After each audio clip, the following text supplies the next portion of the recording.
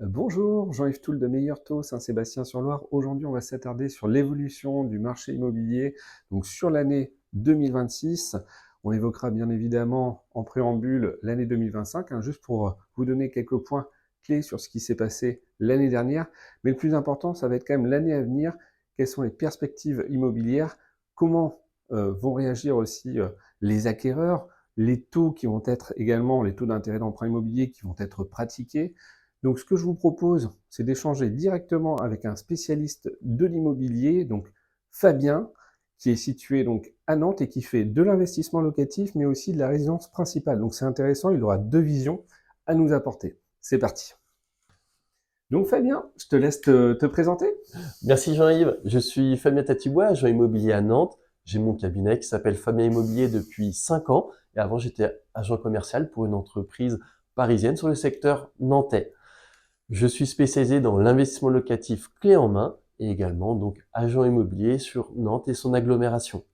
Donc aujourd'hui, alors ça va être intéressant parce qu'on va avoir deux visions. Alors moi, plus côté service de crédit, donc prêt immobilier. Et toi, tu vas avoir visiblement forcément ton analyse terrain, que ce soit justement sur 2025, voir un peu ce que tu as constaté sur les prix, l'impact sur l'investissement locatif, mais aussi sur la résidence principale, les variations qu'on peut observer entre les maisons, les appartements. Donc finalement, aujourd'hui, toi, qu'est-ce que tu retiens de l'année 2025 au niveau de l'immobilier? Oui, alors déjà en France, il y a eu 950 000 transactions environ, donc un petit rebond du nombre de transactions, donc on est plutôt sur une bonne année. Dans l'agglomération nantaise, il y a eu une baisse de prix en moyenne de 2%. La baisse est plus contenue sur des studios et T2 aux abords de l'hypercentre de Nantes et également sur des maisons avec moins de 4 chambres situées à Nantes et à d'autres endroits clés comme la Chapelle-sur-Erdre, Vertou, qui sont encore des zones privilégiées auxquelles les baisses de prix sont beaucoup plus contenues. Très bien. Et moi, je me posais toujours une question. Alors, je ne sais pas si toi, tu as observé la même chose. En tout cas, au niveau du crédit immobilier, en 2025, ça a été clairement coupé en deux. Je trouvais que sur le premier semestre 2025, on a observé finalement qu'il y avait une baisse des taux. Ça a été relativement marqué donc, et soutenu par l'ensemble des acteurs bancaires. Tout à fait. Euh, Finalement, voilà, il y avait vraiment une volonté d'accompagner les clients à ce niveau-là. Par contre, après, c'est vrai que sur le deuxième semestre, on a constaté qu'il y avait certaines banques qui avaient commencé à augmenter leur taux d'intérêt d'emprunt immobilier. Certes, quand on écoutait globalement en fait les médias, on se disait bah voilà les taux stabilisent voire augmentent. Parce qu'en fait, ce qu'il faut savoir, c'est qu'il y a les OAT, donc les OAT 10 ans, ça sert d'indice de référence en fait pour les banques pour qu'elles réajustent leur taux. Et quand ce taux-là augmente, donc d'ailleurs vous le voyez juste affiché derrière nous à l'écran, ce qu'il faut retenir, c'est que il y a eu quand ce marché évolue à la hausse, bah, finalement, ça veut dire que les banques vont emprunter aussi plus cher. Donc l'argent va coûter plus cher et ça va se répercuter en fait sur l'emprunteur. Donc vous demain, vous achetez votre bien, vous faites un crédit, les OAT augmentent, bah forcément, potentiellement, les banques aussi vont augmenter leur taux pour assurer une marge si elles empruntent sur ce marché-là. Et ça se ressent sur le marché immobilier. Ouais, et donc c'est vrai que sur le deuxième semestre, clairement, ce qu'on a pu constater, c'est qu'il y avait certaines banques qui avaient augmenté, d'autres à l'inverse, et là, faut nuancer un peu les propos. Il y avait quand même une minorité de banques, certes, une minorité, mais qui tenaient la dragée haute quand même aux autres en se disant, bah nous, finalement, on va pas augmenter nos taux. Donc, ils étaient complètement décrochés, et donc ça a été quand même de bon augure parce que ça a permis à des acquéreurs de pouvoir emprunter sur le deuxième semestre. Et moi-même, à titre personnel, je me suis dit, mais attention, j'espère qu'on va pas retomber entre guillemets sur une période où certains acquéreurs vont se démoraliser en disant ah bah mince les taux vont réaugmenter, du coup on retombait dans une période où on pouvait se dire bah voilà il y allait avoir un attentisme en fait généralisé et en fait pas du tout. Et ça c'est vraiment grâce à la concurrence entre les banques. Donc ça c'est franchement super je trouve sur l'année 2025 parce que le deuxième semestre finalement il a été euh, bien géré, on va dire, par certaines banques. Donc j'ai trouvé ça plutôt bien et de bon augure en fait, clairement. Et d'autant plus que on finit à 950 000 à peu près transactions Tout à sur fait, l'année en France. tout Donc à fait. c'est plutôt une bonne année en Bah, fait. c'est ce qu'on dit quand on s'approche du million de transactions, ce sont des bonnes années. Évidemment, à un moment, une année au pic, on est monté à 1,3 million, 1,4 Mm. million. C'était des années, on va Oui. dire en termes de volume exceptionnels. Et là, 950 000, on est sur quelque chose de raisonnable, c'est-à-dire qu'il y a de la fluidité. Je peux également parler des délais de vente sur l'agglomération nantaise. On est sur 90 jours en moyenne. Donc il y a D'accord. des biens qui vont se vendre en une semaine, et il y a d'autres biens qui vont se vendre en 2, 3 mois, ce qu'on constate généralement. Il y en a d'autres qui vont mettre beaucoup plus de temps à se vendre. Ça dépend de l'emplacement et puis du type de bien. Ce qu'il faut voir, c'est un petit peu qui achète aujourd'hui. Je pense que c'est vraiment important. Bien sûr. Et ça définit par rapport au type de bien l'intérêt qui va être porté. Donc les primo-investisseurs, il y en a peu encore aujourd'hui.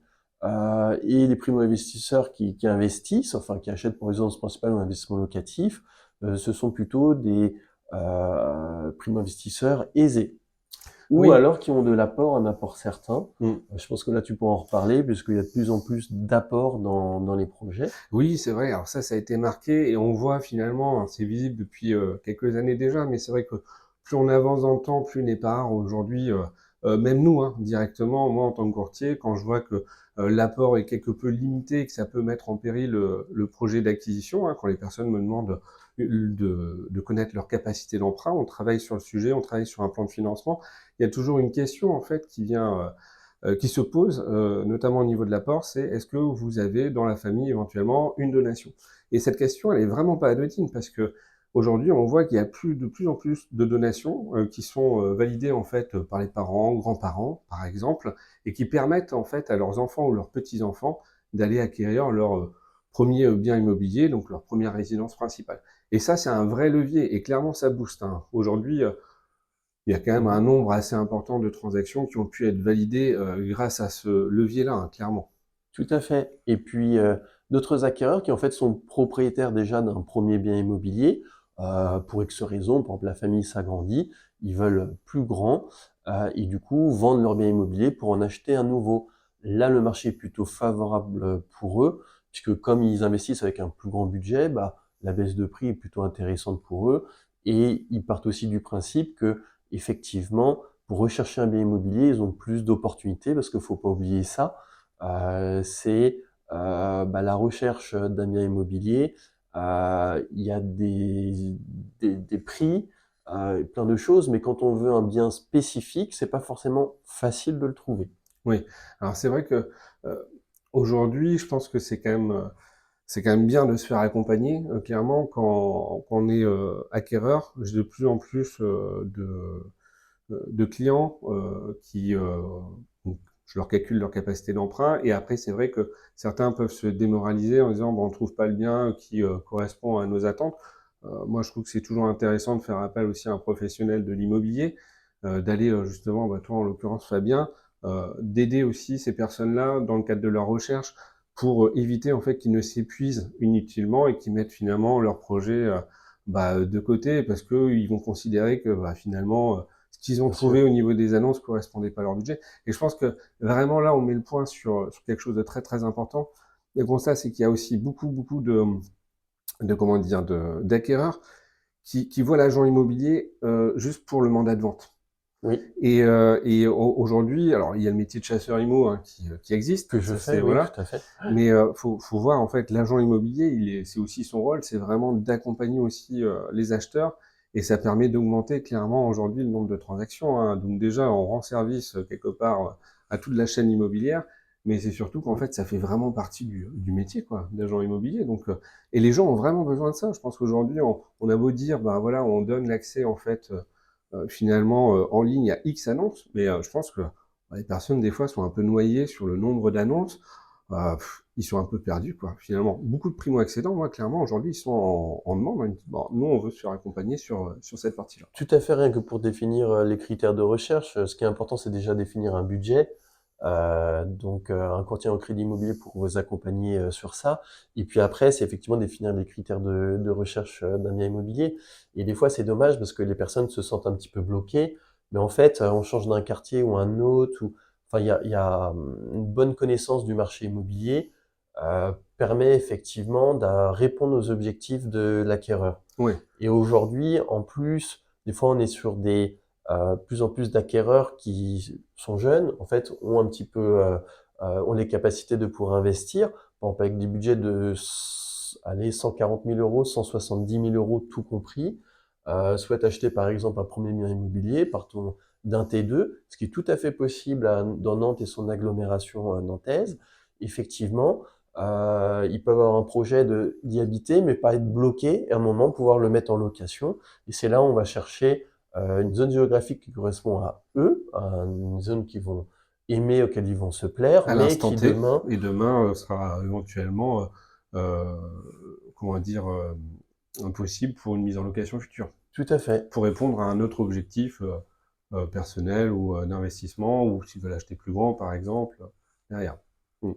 Ça, c'est intéressant. C'est intéressant, en fait, dans cette analyse-là, pour éviter de les bloquer. Donc, comme tu dis, c'est toujours intéressant de voir aussi les objectifs d'aujourd'hui, mais anticiper sur les objectifs de demain, quoi. Oui, c'est ça. Et puis, comme pour les taux, les banques, hein, comme tu l'as dit, sont en compétition et certaines essaient de capter des clients, donc font des taux qui sont très intéressants. Bah, l'immobilier, c'est pareil avec des vendeurs. Des vendeurs ont vraiment l'obligation de vendre leurs biens immobiliers, par exemple un crédit relais ou une situation familiale qui devient compliquée. Et là, ils sont prêts à céder sur le prix. Donc, il y a de la négociation, mais il faut détecter les biens et les vendeurs qui sont prêts à Ok. faire une baisse de prix. Et ça revient bien, la négociation? Oui, effectivement, on le voit depuis maintenant plusieurs années. Faut pas hésiter à négocier. Après, c'est une bonne connaissance du marché immobilier, Mm. puisqu'il y a des biens qui sont mis sur le marché à un prix excellent. Finalement, faut être le premier à faire l'offre. Et puis d'autres biens, effectivement, faut absolument faire une négociation. Donc, ça dépend de chaque bien immobilier. Ça, c'est difficile à jauger quand on est acquéreur, qu'on a son plan de financement. Ça, c'est vraiment avec toi qu'il faut le voir, en l'occurrence, que toi, aujourd'hui, tu es en capacité à déterminer en fonction du bien, s'il est surévalué, s'il y a un potentiel, par exemple, avec des travaux. Enfin, tout ça, ça Hmm. fait partie de ton analyse, quoi. Oui, ça fait partie de mon analyse. Il faut savoir que les vendeurs, donc pour 2025 et puis 2026, ont compris que le marché immobilier ne fonctionnait plus comme avant pour la plupart. Et c'est ça qui a fait également qu'il y a eu des baisses de prix. Mm. Et effectivement, c'est un marché en tout cas qui est favorable pour les acquéreurs. Et c'est vrai que le constat que j'ai pu, enfin, on est plusieurs à le faire, mais quand j'échange avec différents clients, donc qui sont dans une phase d'étude de budget, donc qui souhaitent savoir combien justement ils pourraient demain emprunter pour un appartement, par exemple sur Nantes, pour une résidence principale. Le constat, c'est que finalement, on est dans je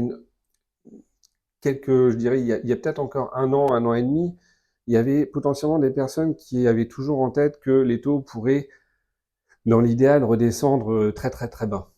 Mais aujourd'hui, en fait, c'est moins marqué. Finalement, les gens se disent, voilà, les acquéreurs se disent aujourd'hui, bah finalement, on n'attend pas. On a bien compris qu'on était dans une période un petit peu fluctuante, qui avait assez peu de visibilité, que finalement, bah le bon moment, c'est le moment où on se sent prêt, où on connaît notre capacité d'emprunt. On a bien compris que visiblement, les taux, faut jamais dire jamais, mais en l'état actuel des choses, ça semble assez délicat de dire que les taux redescendraient à 1% sur 25 ans, par exemple. Oui, de toute Donc, façon, on de sent que là, voilà, il y a vraiment une prise de conscience qui est assez généralisée et qui fait que finalement, le marché quand même reste assez dynamique, et il y a une volonté des acquéreurs à se dire, bah voilà, le bon moment finalement, c'est qu'on est prêt. Aujourd'hui, bah voilà, on se sent prêt, on a étudié notre plan de financement.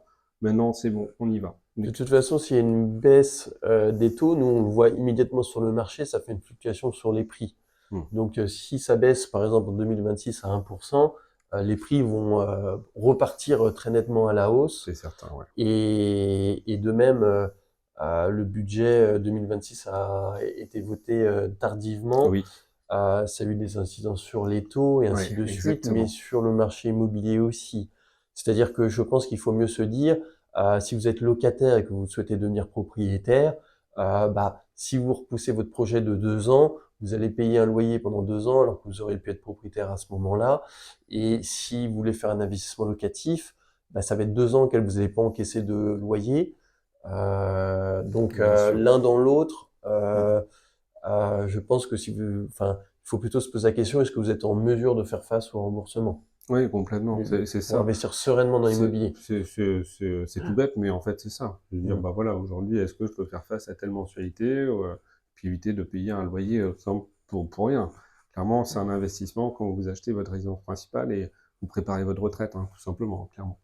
Après, donc le constat sur finalement quand on regarde aujourd'hui, globalement, il y a quand même une intention, une volonté finalement des acquéreurs d'acheter. On voit que les taux se stabilisent, on va dire de manière générale sur l'année écoulée, donc 2025. Mmh. Voilà, on va regarder un peu les perspectives maintenant sur 2026.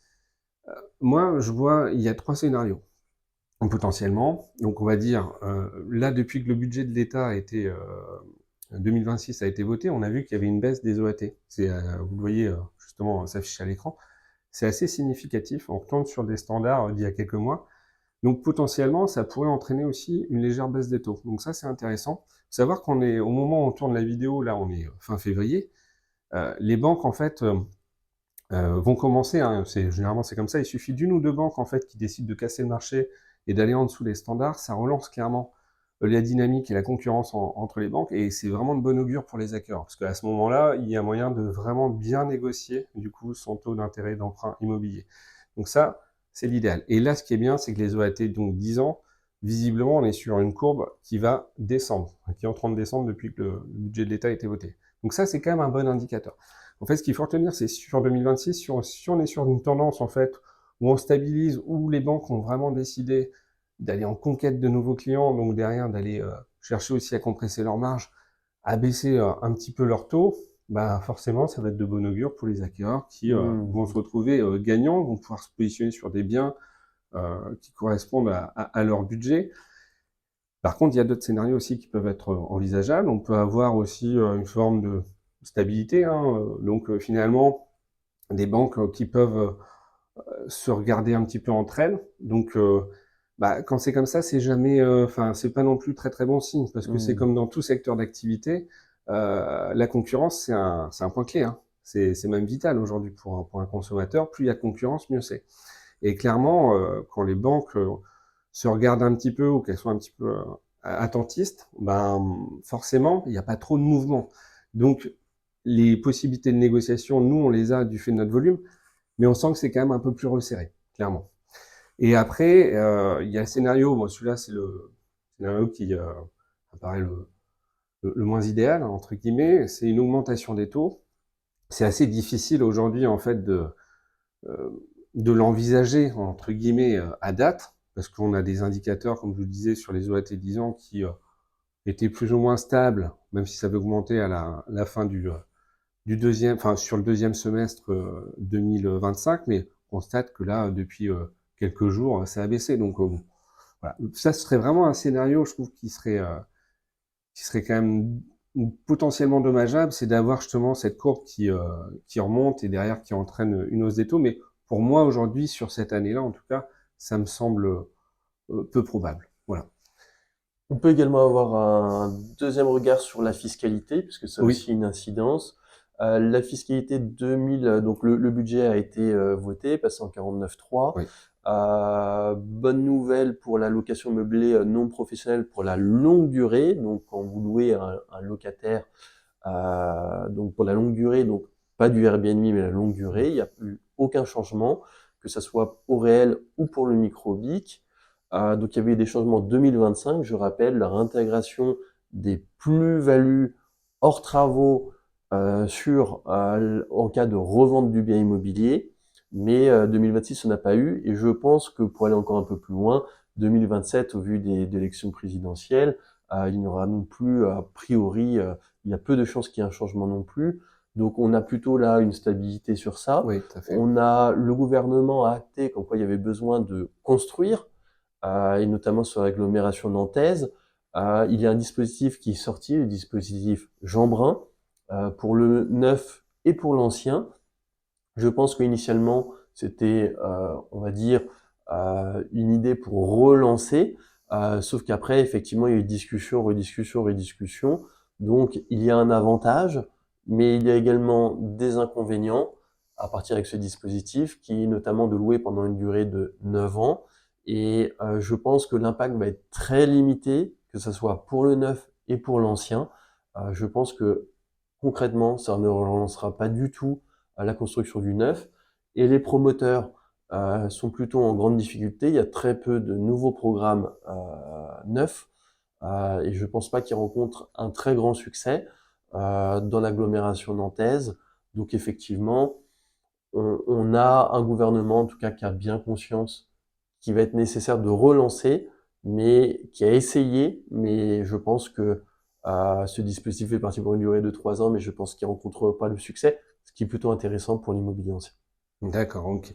Donc ça contraste avec l'ancien, et puis pour toi, potentiellement, c'est l'ancien qui, de fait, va tirer un peu son épingle du jeu, quoi. Oui, tout à fait. Ok, bon, bah, c'est bien noté.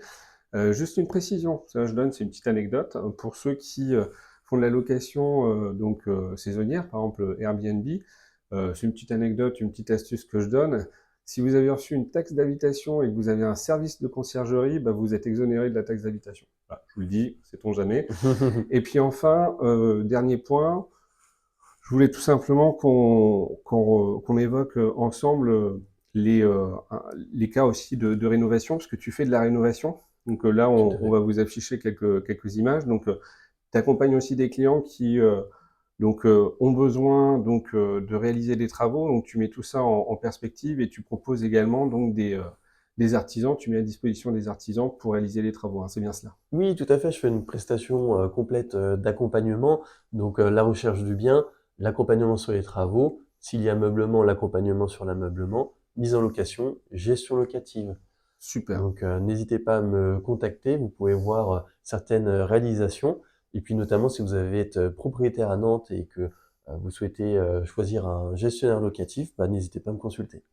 Bon, bah, super. Bah, écoutez, n'hésitez pas en tout cas à nous contacter. Pour ma part, je serai ravi justement de calculer votre capacité d'emprunt et de vous accompagner pour vous négocier donc les meilleures conditions de financement. Et puis bah, Fabien, pour tout ce qui va être recherche, accompagnement sur de la rénovation par exemple, des conseils sur de l'investissement locatif, mais aussi sur de la résidence principale. On reste à votre disposition. Vous avez nos coordonnées qui vont s'afficher à l'écran. N'hésitez pas également à vous abonner à la chaîne. Et si vous avez des questions, n'hésitez pas également à les poster en commentaire. On y répondra bien volontiers. Et puis, bah, écoutez, on vous souhaite en tout cas une excellente journée et on vous dit à bientôt. À bientôt!